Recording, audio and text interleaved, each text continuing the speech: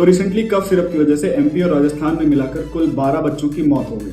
माना यह जा रहा है कि इन बच्चों की मौत किडनी फेलियर की वजह से हुई है। 2022-23 के बीच में वर्ल्ड हेल्थ ऑर्गेनाइजेशन ने कुल 6 इंडियन सिरप्स को बैन किया। इन सिरप्स का लिंक गामीबिया में हुई 70 डेथ से माना जाता है। बैन किए गए कफ सिरप्स में डाईएथिलीन ग्लाइकॉल और एथिलीन ग्लाइकॉल जैसे इंडस्ट्रियल केमिकल्स पाए गए थे। एक्सपर्ट्स का मानना यह है कि 6 साल से कम के बच्चों को कफ सिरप देनी ही नहीं चाहिए। अब बहुत सी कफ सिरप्स का सैंपल लैब टेस्ट के लिए भेजा गया है। अब इनकी रिपोर्ट्स क्या आती है वो देखने वाली बात है।